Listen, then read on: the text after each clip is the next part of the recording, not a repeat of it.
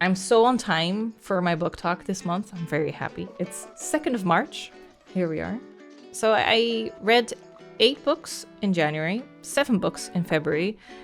In my defense, I was very sick for February and I just could not for the life of me focus with my head full of snot.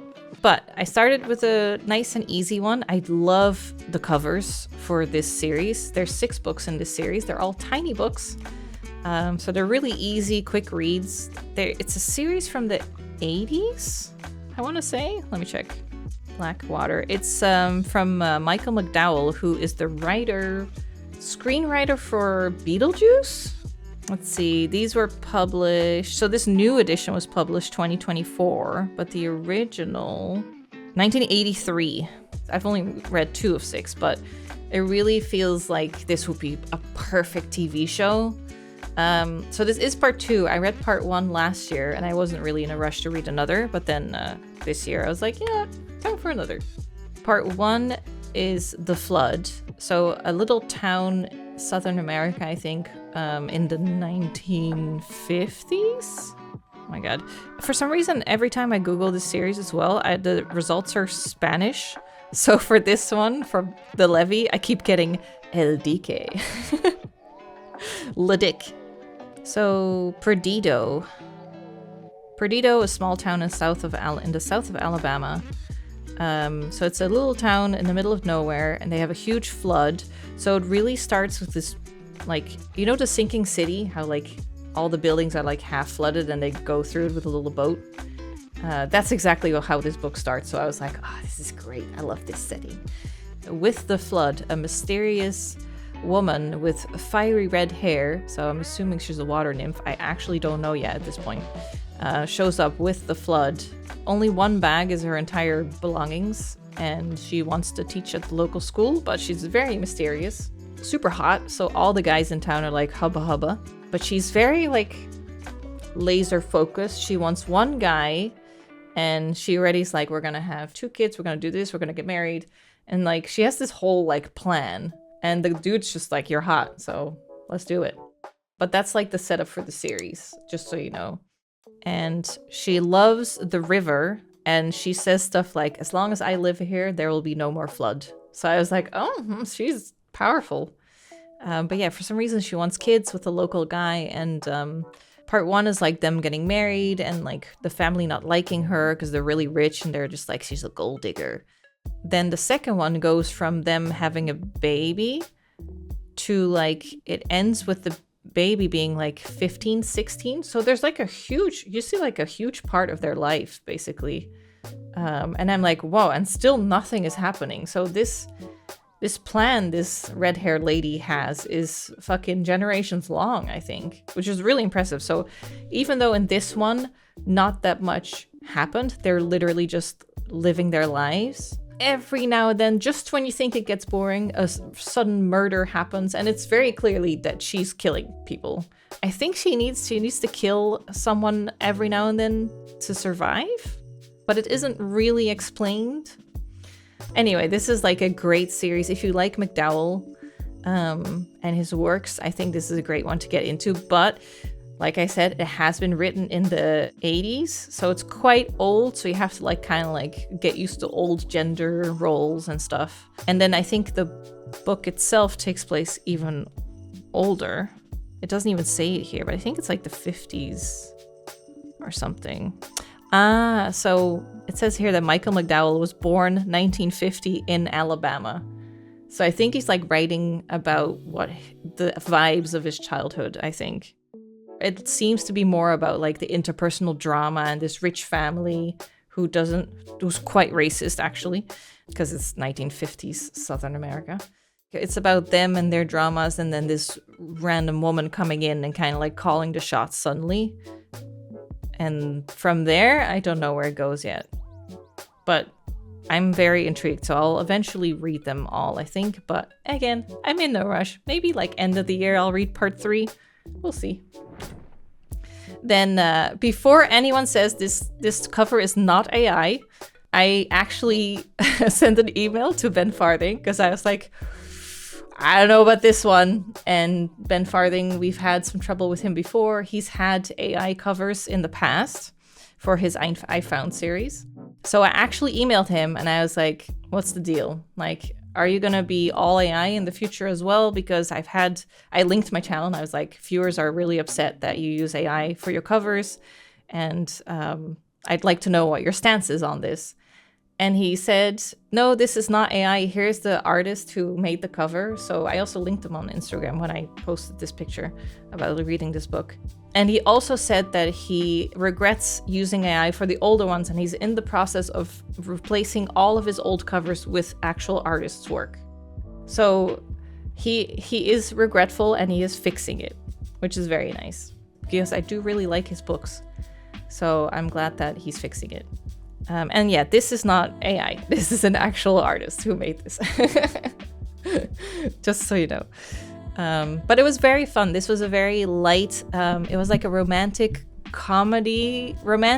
horror book written for Valentine's. And it's written in a way that you can read one chapter a day. So this is a fresh release. This came out last month for Valentine's. And it was a kind of like a superficial book. But like, you know what you're gonna get. Like, it's a Valentine's horror book. You know, it's kind of like, it's not gonna have a lot of depth, you know? You have two characters, you know they have to fall in love by the end of it. And how are they gonna get there? But it was really fun. The layout was like, the guy he wants to start a YouTube channel for paranormal investigations. She used to be a paranormal investigation, but she quit for some reason. But she owes his brother a favor, so she's gonna help him out as he explores this motel, and the motel has 14 haunted rooms. So it's very fun. So every chapter they spend the night in a different room and try and record the haunting as best they can. So it was a really fun setup. I really enjoyed it.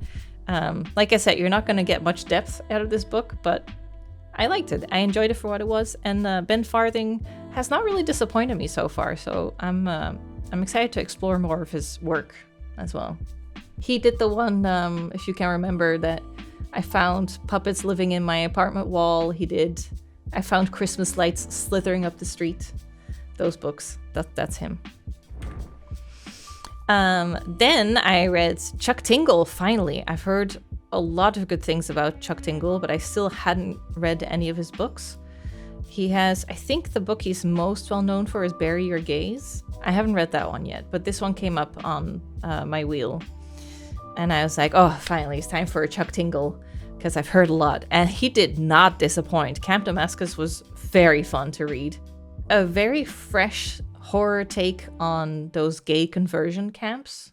I was very impressed. Like, I kind of went into it with high expectations because I heard a lot about him, and then he didn't disappoint. So that's quite impressive.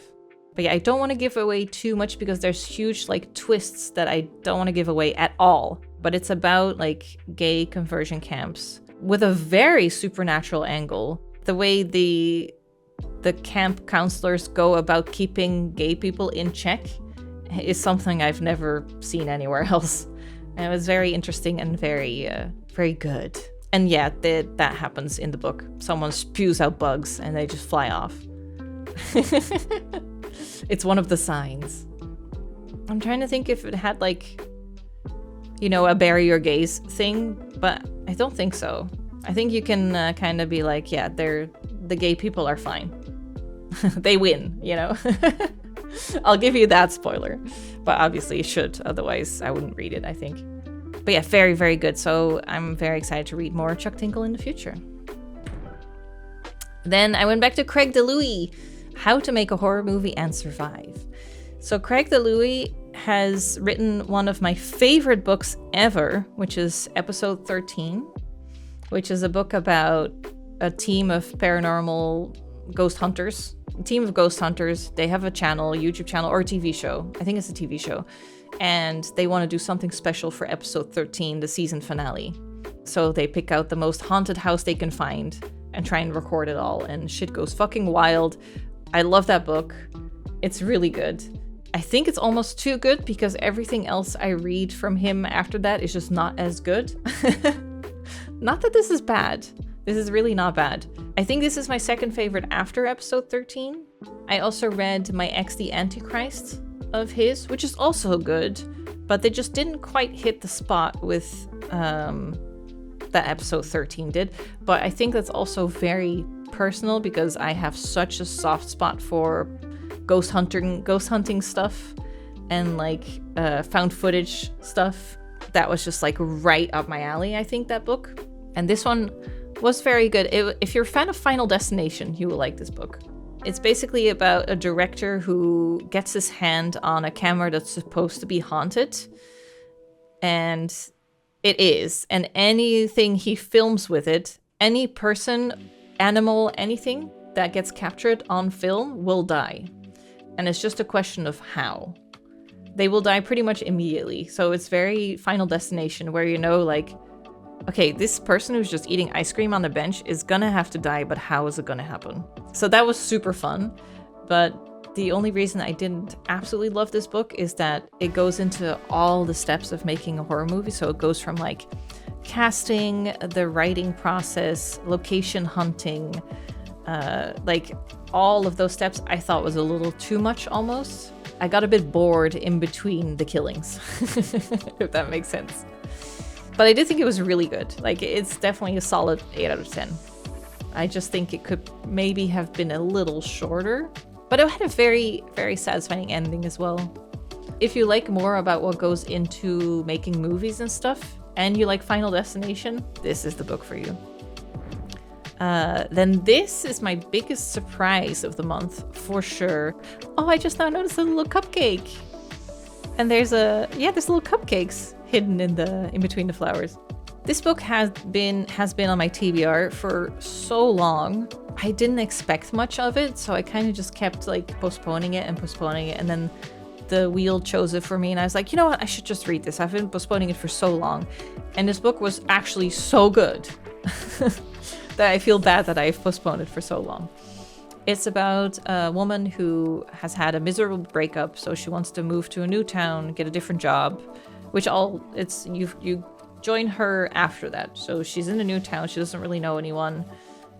She's fine with her job, and then she goes to one of those Saturday markets, and there's a woman there selling cupcakes, and she just instantly falls in love, basically. She's just so smitten with the woman, and she's like, wait, am I gay? So that was very fun. The first 3/4, I would say, is just a really sweet, amazing gay love story. It's just really sweet. But then the horror kicks in, and it's like, holy shit. And it does not hold back with the horror either. It completely goes off the rails towards the end, and by the end I was like, what the fuck? Oh my god. That is fucking crazy. It went way above the horror that I was expecting, which is very, very good. So, and it's a pretty short read as well. It's like 250 pages, 200. I would definitely recommend this one to anyone I could. Yeah, give it a read. Then I went to a bit more of a mediocre book after that, House of Last Resort. I loved the setting, and I loved the concept of what the horror is in this book, but the way it was written was not my favorite. Christopher Golden kind of writes like Masterton. You know how I've mentioned Masterton before, where it's like the characters are really stupid and they keep repeating everything like you're not paying attention? And I'm like, I get it, she's their wife. I got it the first 10 times. Yes, you're married to her. She's your wife. That kind of repetition, I'm not a fan of. So that really pulled down the book a lot for me. But like Masterton, it's an interesting concept. It's about catacombs in Italy.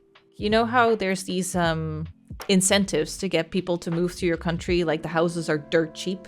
The only thing you have to do is live in it and like tidy up the house, renovate it, because they just want to get people to the countryside. Those kind of deals.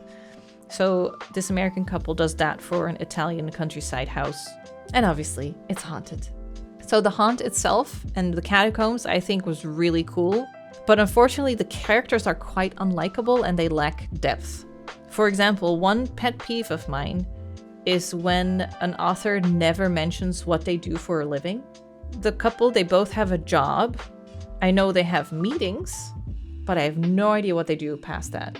What kind of meetings? What are the meetings for? What do you do? What's your specialty? They just never go into it. And I'm always like, surely you could just have one sentence, like, explain what they do. Remember Stolen Tongues? Ah, yes, papers, meetings, phone calls. That's their job. And I never really like that. And once I notice it, I'm just like, So I wasn't very impressed. And I might not read more Christopher Golden unless he comes up with a new book where the concept is really interesting. Other than that, I'm like, I probably wouldn't bother. And then the last one of the month was Widow's Point. You can see this is my weakness, found footage, paranormal investigation. It's about a haunted lighthouse, which we get a couple of, but they never really hit the spot for me. This one did. It's a super haunted house. People have always died there from construction. Anytime anyone has tried to live there, their ghosts are all kind of like trapped there. So it's mega haunted. The person who owns the lighthouse had stopped letting people in. I think it was since the 80s or something. And then it isn't until 2025 that the owner got too old. His son went behind his back and sold it to this YouTuber who's mega rich. So got a ton of money out of it. And this YouTuber is a paranormal investigator. So he has so much money. He's just like, I'll buy the lighthouse and then we can film there. So, you know, that's just, shit's gonna hit the fan immediately. It was very fun. I liked how it was told as well. The whole book has timestamps. They put up, like, they all have a GoPro, and they all have GoPros situated, like, stationed around the lighthouse. So the stairwell has a couple, then the living quarters have a couple, etc. And the whole book is like timestamp, location, and then it's like a description of what you can see through the camera or what you can hear. So it's like a descriptive book almost. So it was very unique, I think, how they wrote it. And it's a father and son who wrote it together, I think. If you're like me and you just have a soft spot, you'll like this book. I watch any found footage horror movies I can get my hands on. I'll watch the bad ones too, and then still be like, some parts are kind of creepy. I have a very low bar when it comes to found footage stuff. And so I got a lot of enjoyment out of this one. It even gets like eldritch at one point, which I didn't expect. So I was very happy ending my month on this one. That was number 7. Yep, that's it. So overall, I would say they're all really fun reads. I had a good month book-wise. I'd say this is my least favorite one. Yeah, look at that. Okay. So, I think that's the best one I've read. Actually, Bloom. Bloom was so good. Widow's Point, I really enjoyed.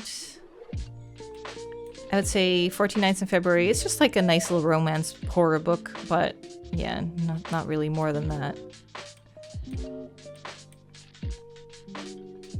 It's almost worth a C, I would say. It's honestly not entirely terrible. I just think it could have been written. It could have. I think if he would slim this book down a lot and take out all the repetitive thoughts and stuff, make it a 200-page book instead of a 300-page book, it probably would have been amazing. So for that reason, it's like a C, a D. It's kind of like a C-D tier, that one. I'm putting Blackwater 2 on B just because in this book itself, not much happened. I think as a series overall, it probably will be really good and some important stuff happens in this one. But isolated, I think this book is the weaker one of the two with part 1. I just don't really know what this book will be like once I've read the whole series, if that makes sense.